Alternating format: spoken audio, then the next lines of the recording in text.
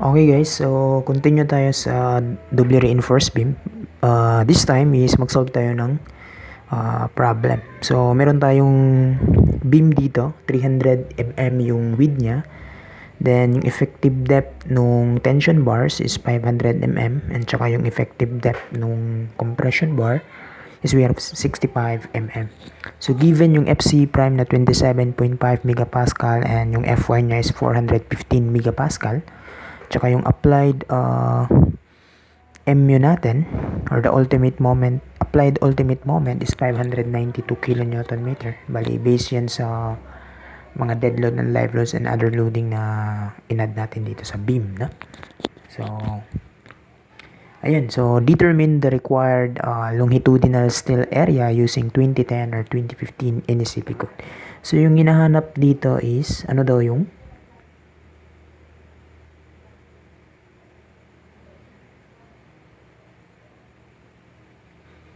ano daw to? Tsaka ano daw to? So, ano yung ES? Tsaka yung ES prime. Yan yung tanong sa problem. Okay.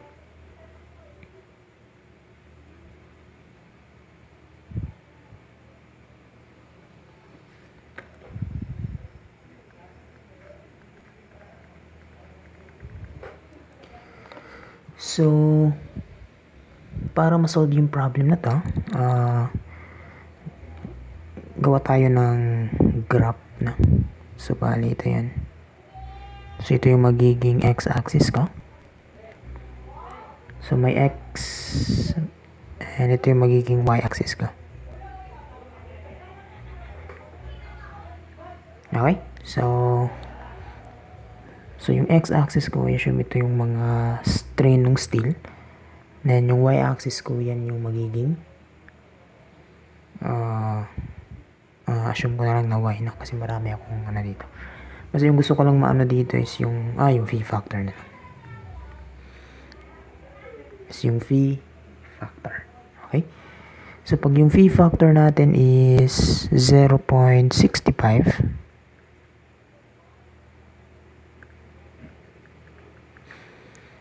so yung strain niya is at 0.002. Okay? So, yan. And then, at phi factor na 0.9, yung strain niya is 0.005. So, I assume ito na lang yung 0.005.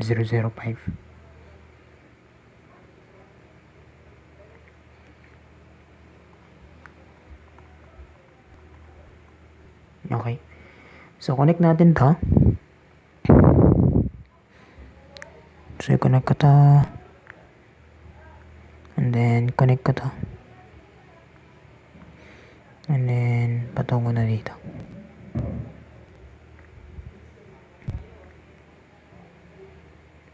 Tsaka linear na yan. No? So, meron tayong ganitong curve. Okay? So, in terms of, in terms of actual steel stress, so bali meron tayong ganito na. So I assume ito yung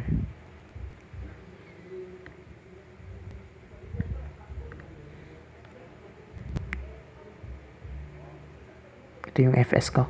Okay? So this is my FS. And alam natin yung FS is just strain nung steel, E nung steel. Okay? Kaya kung ano natin yan dito, ito yung 400. And then dito meron tayong 1,000. Okay? Nga pala sa transition zone, meron tayong 0.004. So, lagay ko na lang dito rin. Which is yung limit na binigay ng NSCP code. So, I assume ito yun. Yung 0.004. Times natin ng 200,000 yan. So, that is equal to 800. Yung ES is constant yan, ha? ES is 200,000 megapascal. Okay? So, I hope klaro yan. Then, pag-draw natin yung ano niya, yung x-axis natin dito. Meron tayong ganito. Okay, so bali yung x-axis ko dito is yung ratio ng C over D. And alam natin yung ratio na yan is equivalent to strain ng concrete all over strain ng concrete. Yeah? Strain ng concrete plus strain ng steel. Okay? Then alam natin yung strain ng concrete is just 0.003. Kaya ibig sabihin yun dito is just equivalent to 3/5. Okay? 0.003 all over 0.003 plus 0.002. No? Pag i-calculate natin yan, that is equivalent to 0.002 3 and then 0.003 plus 0.002. So yan, 3/5. And then dito meron tayong 3 over 7. Tsaka meron tayo ditong 3/8. So I think familiar kayo dito sa I think familiar ka dito na sa 3 over 7 tsaka yung 3/8. Dito kasi yan galing sa formula na to. Okay? Dito yan galing. So anyway, continue tayo. So since meron tayong MU na 592 kN meter, so first natin gagawin is kukunin muna natin yung mga maximum moment ng every region, no? Maximum moment niya, yung capacity niya. So bali dito is with respect to Fs lang to, no? Bali tension bars. So titignan natin ano yung maximum capacity ng tension bars natin, okay? Ng beam natin with respect to tension bars or singly reinforced beam, okay? So bali dito sa region na to, yung phi natin dito is equivalent to 0.9. Tama, di ba? Then yung C natin dito is equivalent to 3/8, which is ito yan, 3/8 nung effective depth. Or that is just 3/8 nung effective depth natin, meron tayong 500. Substitute ko lang yan. So therefore, yung location ng neutral axis dito is 187.5 mm. Okay? Pa-calculate nyo na lang yan sa calculator nyo kung ano yan, kung 187 ba yan. Okay, so yan talaga, no? Then makuha na natin yung value nung ABC. So since yung ano natin, yung FC prime natin is less than 28 megapascal, so therefore yung beta na o yung section factor na gagamitin natin is 0.85. So we will be using 0.85 of 187.5. So therefore makuha natin yung value na 0.85 times 187.5, and that is just equal to 159.375 mm. Okay? I hope klaro ako dito, ha? I hope klaro ako dito. Next, makukuha na natin yung value ng MU. Di ba? Meron tayong formula ng MU that is phi lang nung nominal strength. So, MU is just yung phi ng 0.85 ng FC prime AB. Di ba? D minus A divided by 2. Okay? Considering singly pa tayo, ha? Considering singly. So, therefore, kasi tension bars pa yung gino-consider natin eh. Okay? So, bala yung ginagawa natin dito is determine if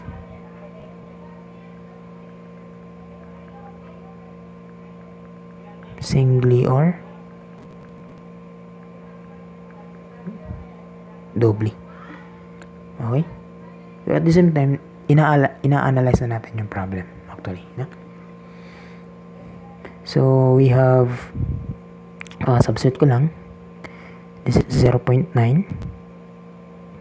ng 0.85. Yung FC prime natin is 27.5.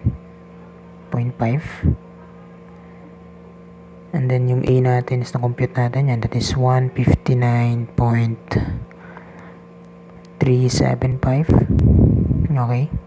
Yung B natin is 300. So this is 300 times yung effective depth natin. Meron tayong 500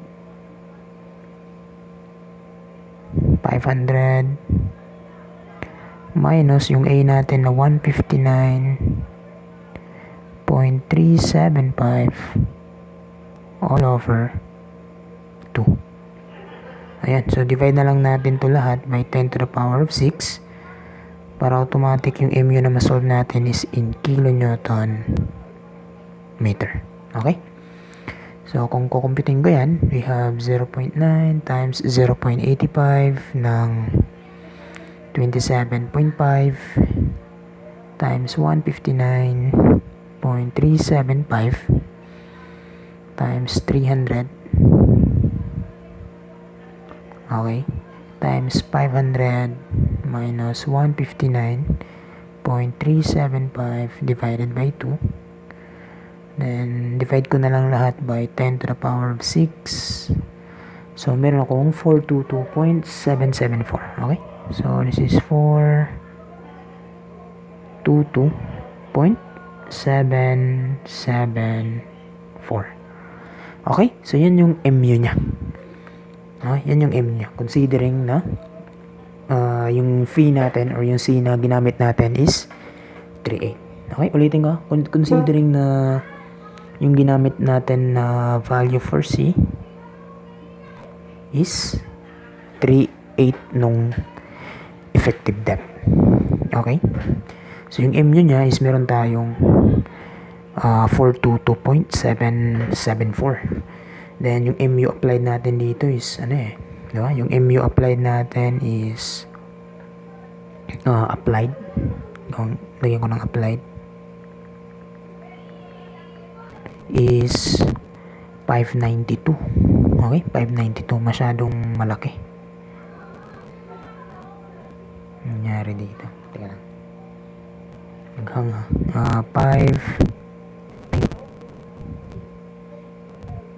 592 kilonewton meter. Ito yung applied natin. Then, yung capacity natin is meron tayong 422. So, ibig sabihin, this is greater than 422.774. So, therefore, we need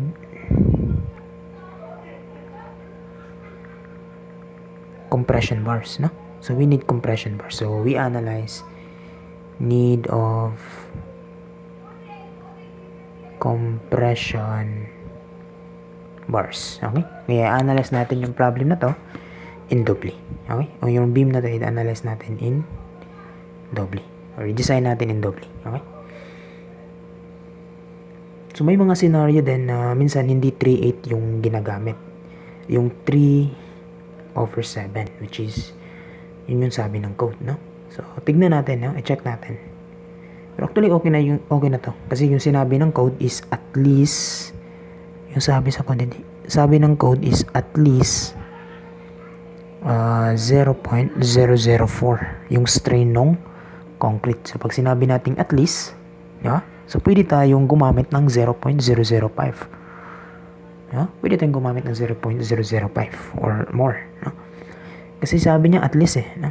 Wag lang tayong bababa ng 0.004. Kaya minsan, yung Cmax na ginagamit ng iba is 3/7. Which is, okay lang din. No? Okay lang din. Bali yung gusto ng code is, i-consider din yung, mas malaki kasi yung moment na makukuha mo sa transition zone. No? Kaso, ang late na lang nung moment na i-add niya versus dito sa fee na 0.09. And take note, mas higher na yung safety factor na ina-add dito sa transition zone. Okay? Considering 0.004 yung kukunin natin. Okay? Considering. Sige, so considering dito tayo sa 0.004, bali yung ito yung i-consider natin. Yung ito is consider natin is yung 0.005, kaya ginamit natin yung 38, which is ito yun, which is ito yun. So what if 0.004 yung ano natin? Ano kaya magiging result niya? I think pareho lang din yan. Pero pakita ko na lang din, para at least aware kayo. Okay, so bali ganito. Bali yung consider natin ngayon is yung region na to. Okay.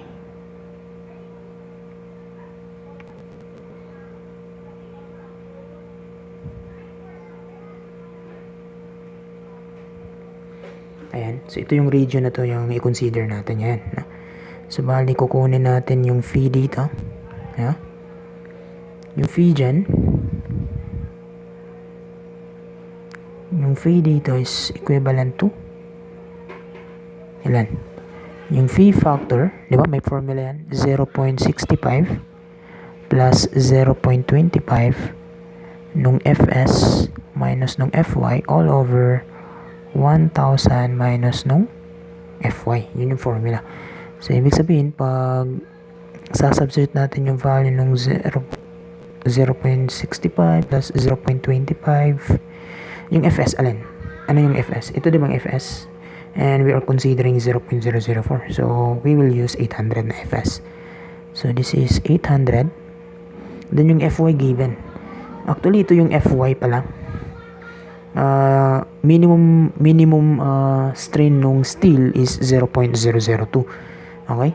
Pero yung binigay dito sa problem, yung FY na gagamitin daw is 415. Okay? So, ibig sabihin, change lang natin to into 415.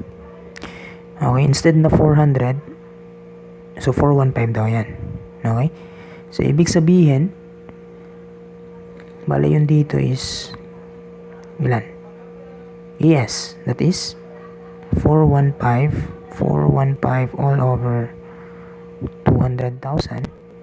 That is equivalent to 415 divided by 200,000, 0.00, ganun pa rin, 0.00 0.75.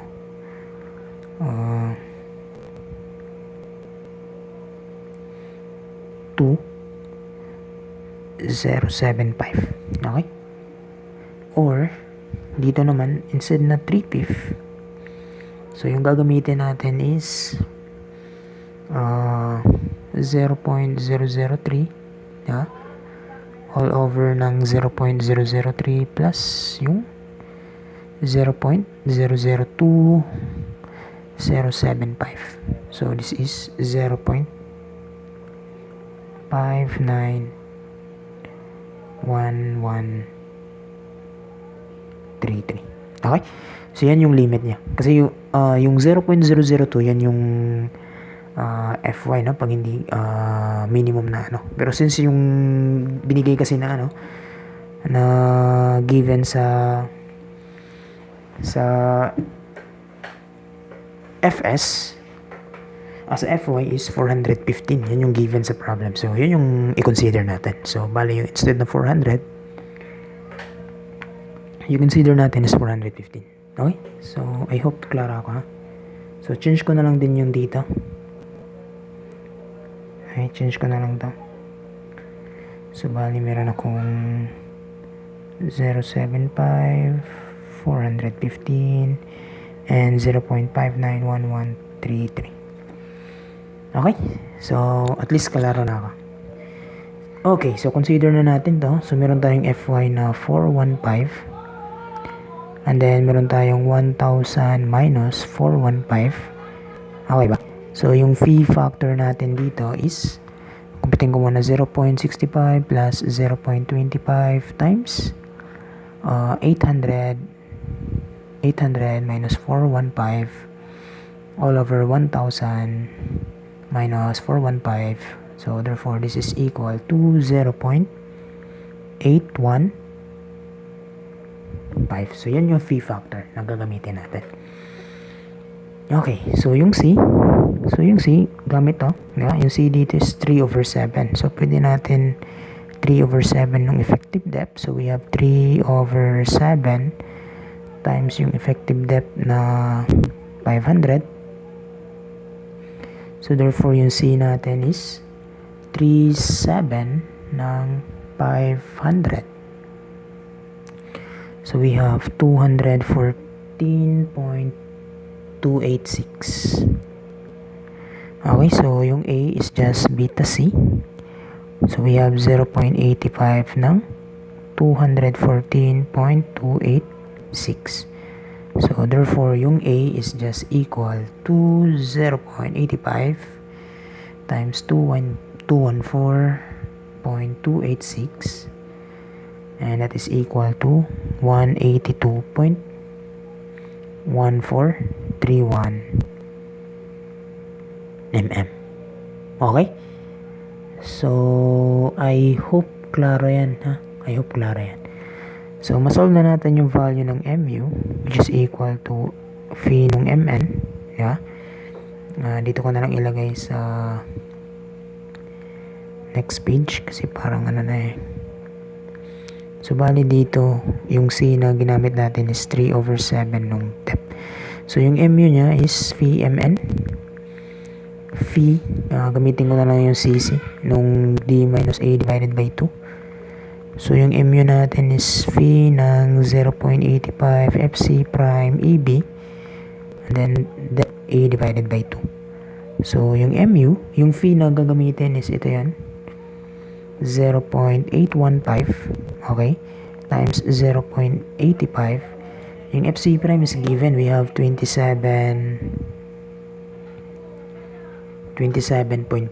okay, 27.5.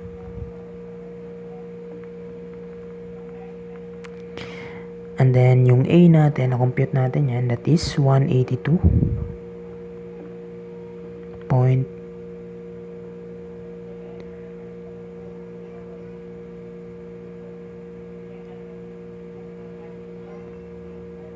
143. Okay. Yung B is 300.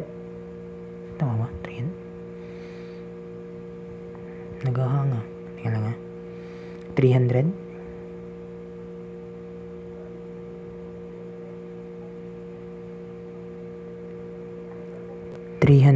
And then effective depth we have 500, and then minus yung A natin na 182.143 divided by 2. Divide ko na lang lahat yan by 10 to the power of 6 para makuha kong mu is automatic kilonewton meter. Okay, so we have 0.815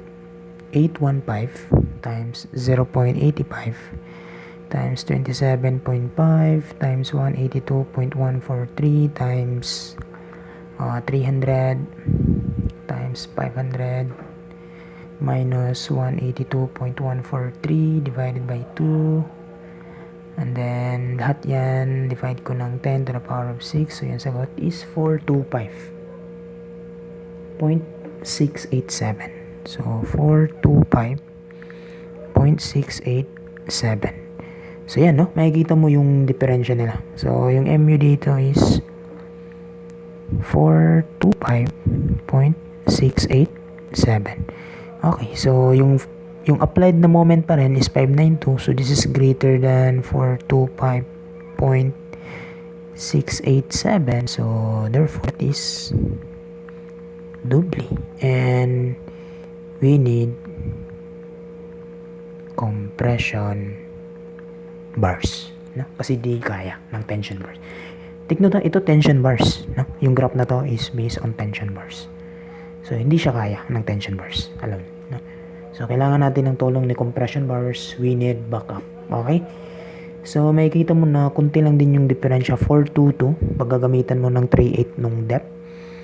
Pag 3/7 nung depth, that is 425.687. Okay? So, kunti lang man din yung diferensya. Okay ba? So, I hope klara yan. So, medyo mahaba-haba na yung video ko. Continue na lang tayo sa next na video. Thank you.